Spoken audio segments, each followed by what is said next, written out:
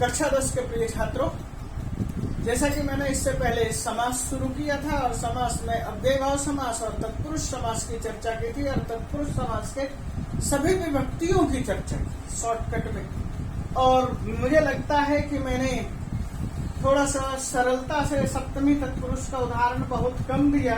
जैसे कि हम ये कह सकते थे कर्मणि कुशलः कर्म कुशलः, हमने केवल उदाहरण निपुण का दिया तो कर्मणि कुशलः कर्म कुशलः कह सकते थे। ऐसे ही अकुशल अर्थ में भी कह सकते थे न्याय शास्त्रे पंडित न्याय पंडित, हम इस तरह के उदाहरण दे सकते थे। रतः का उदाहरण दे सकते थे अध्ययने रतः अध्ययन रतः। तो अब मैं उससे आगे थोड़ा सा बढ़ रहा हूँ और तत्पुरुष समास का ही वह हिस्सा है और मैं उससे शुरू कर रहा हूँ तत्पुरुष समास में नए तत्पुरुष समास। नए क्या है? नए या तो ऐसे ही हट जाता है ना का अ खत्म हो जाता है तो ये बचता है अ, लेकिन कहेंगे नए तत्पुरुष समास। हमेशा याद रखिए नए प्लस तत्पुरुष नए तत्पुरुष समास। और जब हम नए तत्पुरुष समास की बात कर रहे हैं तो नए तत्पुरुष समास के कुछ उदाहरण दे रहा हूं, उसको ध्यान दीजिए। न को आप अमान करके चलेंगे तो हम क्या कहेंगे? न सुखम असुखम, न धर्मम अधर्मम, न कर्म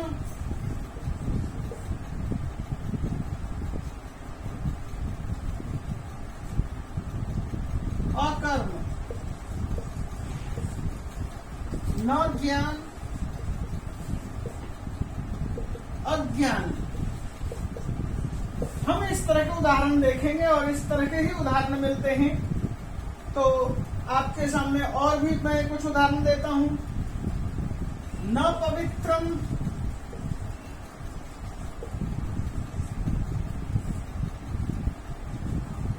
अपवित्रम।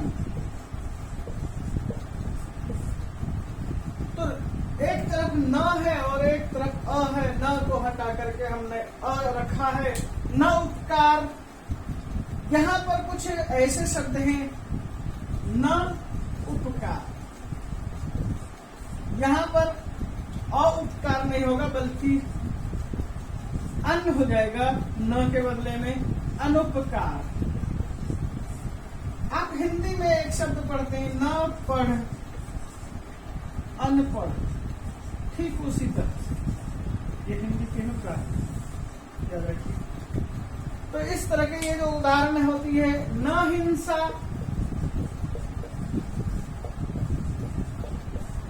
अहिंसा,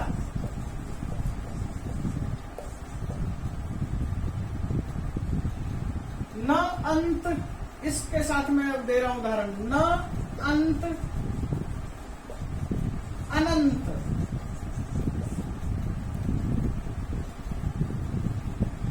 तो यहां पर मैं क्या उदाहरण दूंगा? न ज्ञान, ये तो मैंने दे ही दिया न ज्ञान। तो अब मैं इस उदाहरण को यहाँ पर मैं बंद कर रहा हूं। अब एक और मैं यहाँ पर उदाहरण दे रहा हूं। न उपस्थित अनुपस्थित,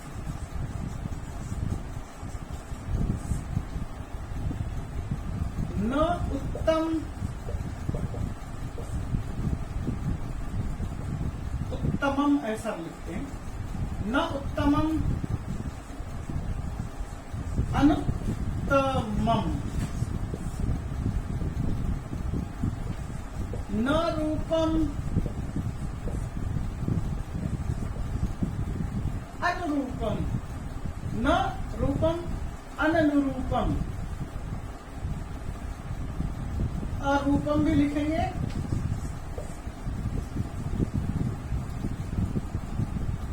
यदि न अरूपम अननुरूपम ऐसे प्रयोग करेंगे तो खैर इस तरह के जो उदाहरण होंगे ये नए तत्पुरुष में उदाहरण होंगे। न आदि, या एक और उदाहरण ले लेते। न आदि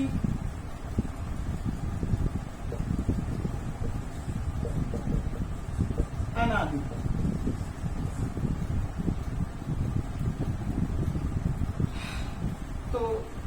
ये बहुत सारे उदाहरण दिया। न ऋतम, ऋत का मतलब होता है सत्यम, न ऋतम,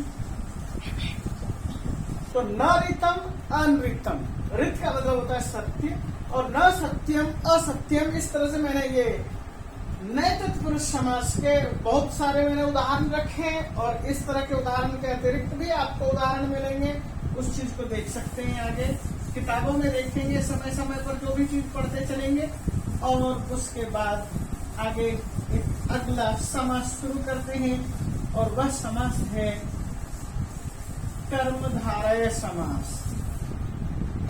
कर्मधारय समास को देखिए,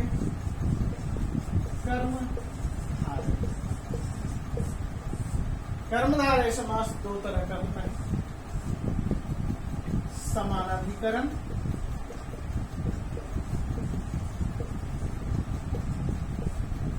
और व्यधिकरण।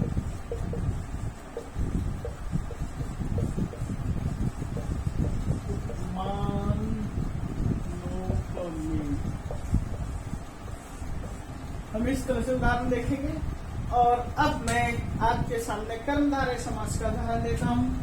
कोई भी कर्मधारय समास होगा उभय पद प्रधान होगा। उभय पद का मतलब है दोनों ही पद महत्वपूर्ण होंगे। तो दो महत्वपूर्ण का उदाहरण से तात्पर्य क्या है, अब मैं इन उदाहरणों के माध्यम से आपके सामने रख रहा हूँ, समझाने की कोशिश कर रहा हूँ। पहले मैं आपके सामने एक उदाहरण हिंदी का ले देता हूं, जिससे कि आपको समझ में आ जाएगा। काला सांप, काले बाल। आप क्या कहना चाह रहे हैं? ये विशेषण है और ये विशेषण। विशेषण विशेष। कर्मधारय समास में विशेष्य होता है और विशेषण होता है, दोनों ही रहता है, और दोनों में से किसी एक की भी अप्रधानता, महत्व स्वीकार अस्वीकार नहीं की जा सकती, यानी कि दोनों का ही महत्व उतना ही है। जब हम सांप कह रहे हैं तो उससे पहले हम कह रहे हैं काला, बाल कह रहे हैं तो उससे पहले कह रहे हैं उसका विशेषण काले, काले बाल, सफेद बाल, काला कुत्ता। इस तरह से हम जब बोलते हैं हिंदी में, तो विशेष्य और विशेषण दोनों ही होता है कर्मधारय समास में, और दोनों ही महत्वपूर्ण होता है। अब तात्पर्य क्या था? काला भी होना चाहिए और बाल भी होना चाहिए। तो ठीक हम इसी तरह के उदाहरण देखेंगे। कृष्णः च असौ सर्पः, जो काला भी है और सांप भी है, तो हम क्या कहेंगे उसको? कृष्ण सर्पः। काला भी है और सांप भी है, कृष्ण सर्पः। इसी तरह से महान च असौ आत्मा, जो महान भी है और आत्मा भी है, महात्मा।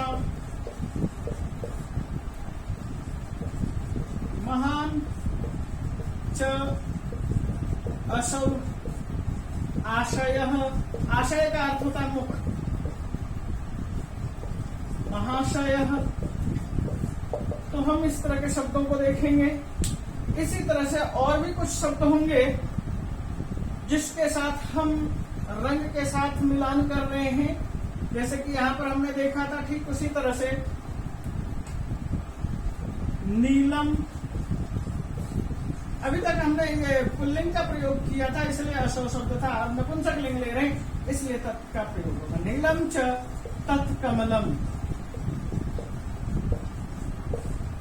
नील कमलम। तात्पर्य क्या है? ये विशेष्य है और ये विशेषण है, दोनों ही महत्वपूर्ण है। नीलम च तत्कमलम च नील कमलम, कमलम। और इसी तरह से कमल के बदले में दूसरा शब्द भी प्रयोग कर सकते हैं। नीलम च तत् उत्पलम च।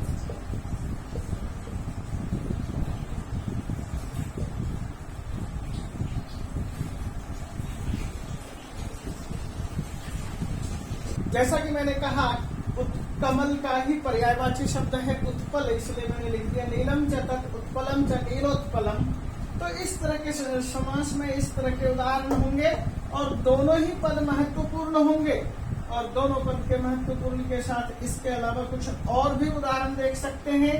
जैसे कि वो उदाहरण होंगे जैसे कि मृग नयनी मुख कमलम, इस तरह के उदाहरण देखिए, मुखम च तत् कमलम। तो मुख कमलम न कह करके क्या कहेंगे, हम इसे कहेंगे मुख कमलम। मुखम च तत् कमलम च मुख कमलम, इस तरह का प्रयोग करेंगे।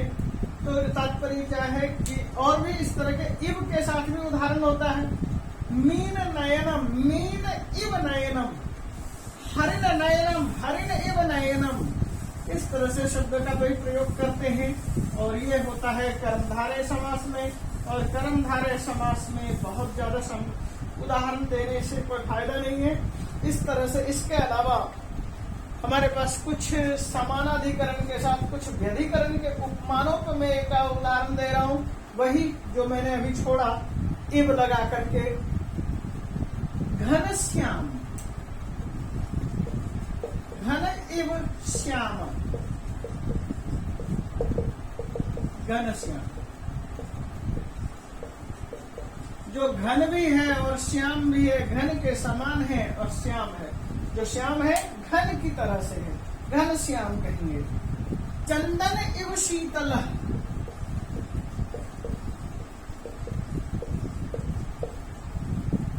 चंदन इव शीतलम, चंदन शीतलम या चंदन शीतलम, ऐसे भी प्रयोग कर सकते हैं।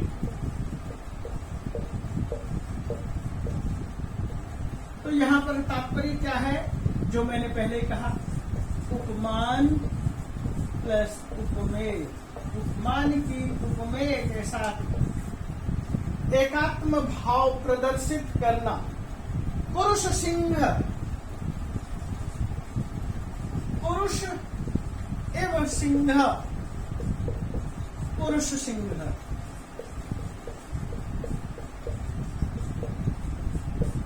इस तरह के शब्दों का प्रयोग होगा। और इस तरह से शब्दों का प्रयोग करते हुए हम इसको यहीं पर विराम दे रहे हैं। और इसमें एक चीज और, मैं उत्पद तत्पुरुष की बात कर रहा था, तो उत्पद तत्पुरुष में भी जैसे क्रिया का प्रयोग करते हैं, ये भी कर्मधारय का ही हिस्सा है, और उसको भी देख लीजिए।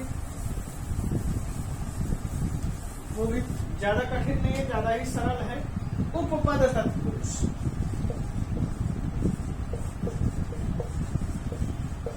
कर्मधारय भी तत्पुरुष का ही पार्ट था। तो अब इसमें क्या कहेंगे, इंद्रम जयति इति इंद्रजीत।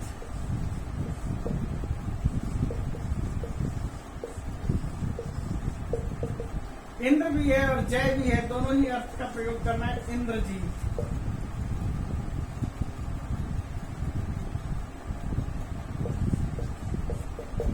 जयति का जी शब्द का प्रयोग किया।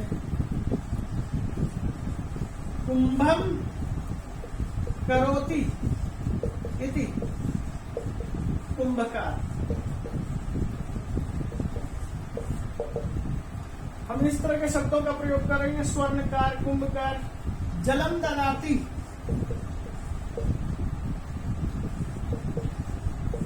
इति जलद।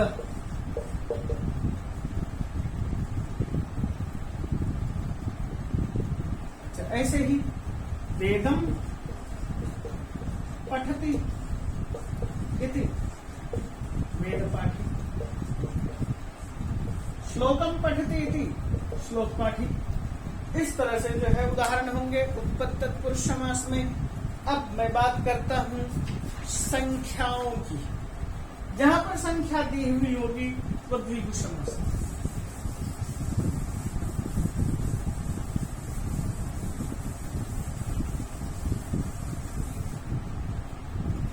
संख्या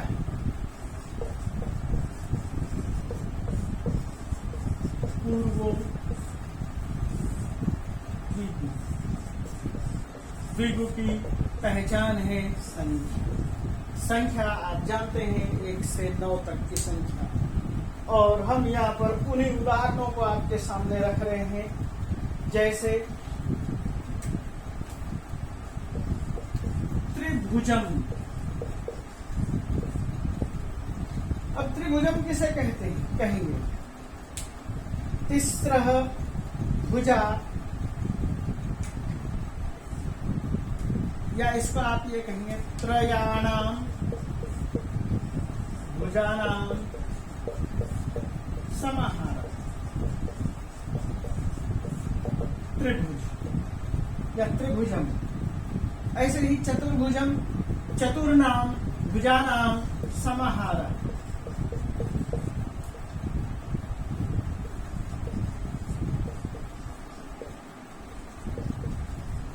आप देख रहे हैं 3 और 4। ठीक इसी तरह से और उदाहरण देंगे। पंचवटी संख्या है 5, क्या कहेंगे? पंचानाम वटानाम समाहार।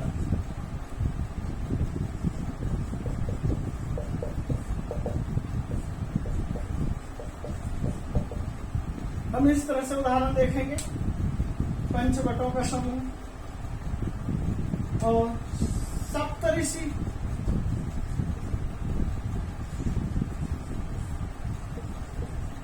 सप्त को हम क्या करेंगे? सप्त के साथ भी वही षष्ठी विभक्ति लगाएंगे। सप्तानाम ऋषीणाम समाहार।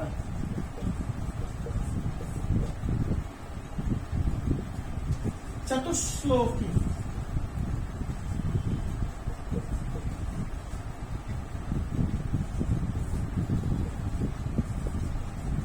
चतुर्नाम श्लोकानाम समाहार। आपने देखा इस तरह के आप हिंदी में भी उदाहरण देखते हैं। चतुर्मुख, चतुर्नाम मुखानाम समाहार। चौपाई, 4 पैरों चौपाई आप उसको कहते हैं। जैसे 4 पैरों का समूह जिसमें हो, 4 चरण जिसमें हो, इस तरह की बातों को हम यहाँ रखते हैं। ऐसे ही आप और भी उदाहरण दे सकते हैं। पंचवटी, जैसे मैंने उदाहरण दिया पंचानन, पंचानाम आननानाम समाहार। पंचानन, षडानन, षण्णाम आननानाम समाहार। षडानन। इसी तरह से अष्टावक्र, अष्टानाम वक्रानाम समाहार। अष्टावक्र। नवग्रह, नवानाम ग्रहाणाम समाहार। नवग्रह।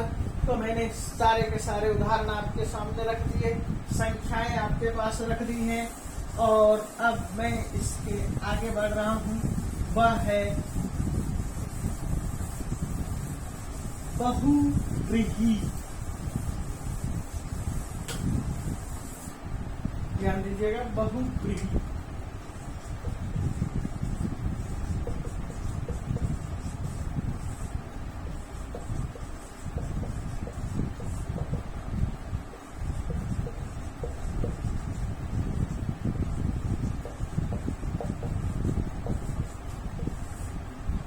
इस समास में अन्य पद का महत्व होता है। अन्य पद का महत्व से मतलब क्या है कि दोनों ही पद जो कि आपने प्रयोग कर दिए हैं, उन दोनों पदों का कोई औचित्य नहीं है, कोई महत्व नहीं है। हम किसी अन्य पद की चर्चा करेंगे, तो वो जो अन्य पद होगा वो कौन सा अन्य पद होगा, हम उस चीज की बात करेंगे। और थोड़ा सा उदाहरण दे रहा हूं, ज्यादा उदाहरण नहीं दूंगा। नीलकंठ,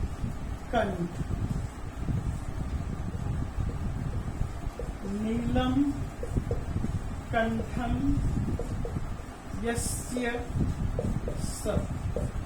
जो नीला भी है और कंठ भी है। हम न नीले रंग की बात कर रहे हैं, विशेषण की बात भी नहीं कर रहे हैं, और विशेष्य की भी बात नहीं कर रहे हैं। नीला है कंठ जिसका, ऐसा नीलकंठ। पीतांबर।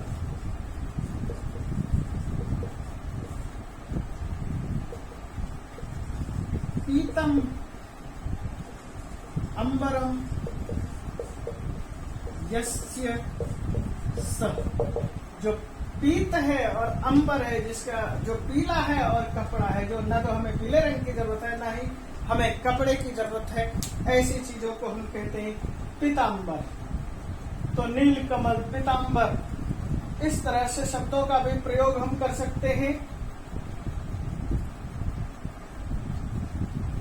तो ये थे बहुब्रीहि समास के उदाहरण, और बहुब्रीहि समास के उदाहरण को आप ज्यादा इन उदाहरणों में मत घुसें, बल्कि हम आगे द्वंद्व समास की बात कर लेते हैं। और द्वंद्व समास में च होता है। यहाँ जैसे कि दोनों ही पद महत्वपूर्ण नहीं था, तो वहां पर च का प्रयोग होगा और वह च होगा द्वंद्व,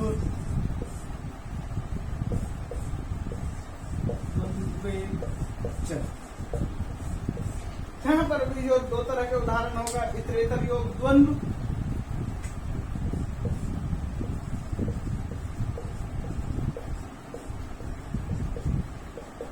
और समाहार। तो इस तरह से दो तरह के समास होंगे, लेकिन च का महत्व है। च मतलब और। देखो यहाँ पर उदाहरण देखो, रामः च कृष्णः च। राम और कृष्ण दोनों को मिला दिया, राम कृष्ण।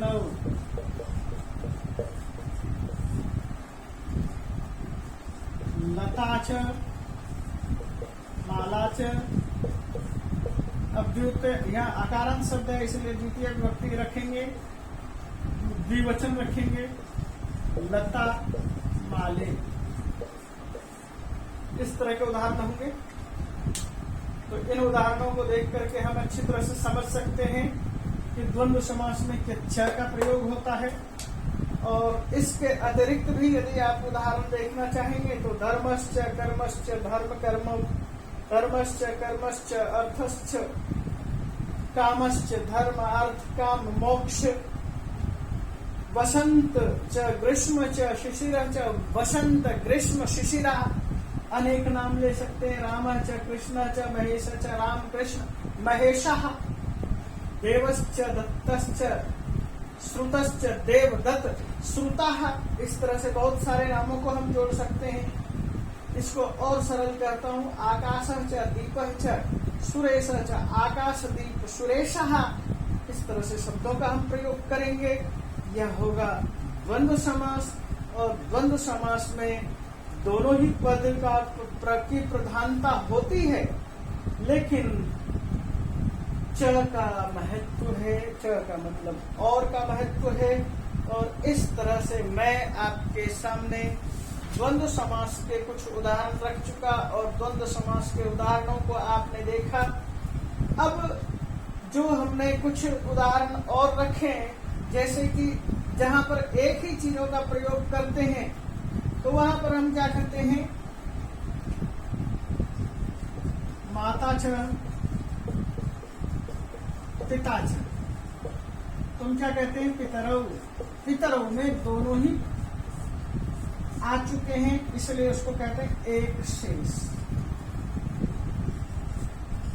पुत्रः च, पुत्री च, पुत्री, यहां पर भी दोनों आ गए। इसी तरह से पति च, पत्नी च, दंपति, यहां दोनों आ गए। नरः च, नारी च, नारी। जब हमने ये कहा कि यहाँ पर भी दोनों शब्द का प्रयोग हो गया, तो इस तरह से एक शेष द्वंद्व भी कह दे हैं। इतरेतर के भी उदाहरण दे दिए, समाहार के भी उदाहरण दे दिए। इस तरह से सारे के सारे द्वंद्व समास के उदाहरण मैंने आपके सामने रखे। तो मेरी बात यही थी कि समास 4 होते हैं या समास 6 होते हैं। तो जो भी बात आए, समास कितने होते हैं, यदि आपके सामने 4 की बात आती है तो 4 समास मैंने आपके सामने रखे। 6 समास की बात होती तो तत्पुरुष समास में ही 6 भेद आपके सामने रख दिए। तो इस तरह से आपको एक चीज याद रखना, द्वंद्व समास द्वंद्वोस्मि, द्विगु समास द्विगु च, और अव्ययी भाव द्वंद्व द्विगु अव्ययी भाव तत्पुरुष कर्मधारय और बहुब्रीहि, ये ना हम श्याम बहुब्रीहि। तो इस तरह से जो एक श्लोक में लिख रहा हूँ और उस श्लोक को देखिए और वो उस श्लोक के माध्यम से आपने सारे समासों को याद रखना है। क्या कहना चाहते हैं?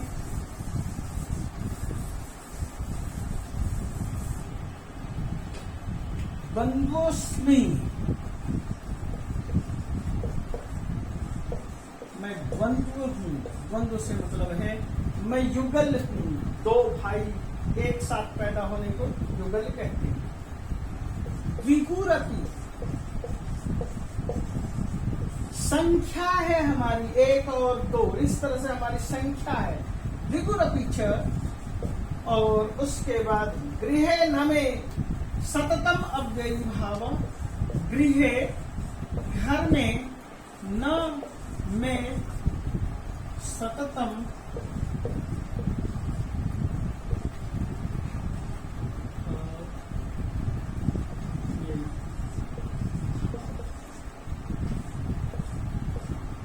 और मैं गृहे मेरे घर में, न नहीं सततम अव्ययी भाव, हमेशा अभाव भी नहीं रहता, इसलिए तत्पुरुषः कर्मधारयः च येनाहं श्याम बहुब्रीहि। कर्मधारय येनाहं, इसको यहीं पर लिख लेते हैं, येनाहं श्याम बहुब्रीहि।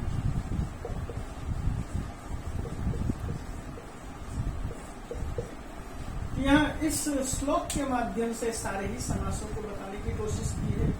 द्वंद्वोस्मि में मैं युगल हूँ, द्विगुरपि संख्या के साथ हूँ, गृहे न में अस्ति सततम अव्ययी भाव, और मेरे घर में किसी भी तरह का कोई भी वस्तु का अभाव नहीं है। तत्पुरुष है, नौकर चाकर है, कर्मधारय कामों को करने वाले, और इसलिए ये न अहम श्याम, इस वजह से मैं बहुब्रीहि बहुत अधिक धन धान्य से युक्त हो गया। तो ये बच्चों मैंने ये पाठ आपके सामने रखा और इन समासों को रखा, इस श्लोक को रखा। आप इस श्लोक को याद कर लेंगे तो आपको सारे समास के नाम भी याद रह जाएंगे। धन्यवाद।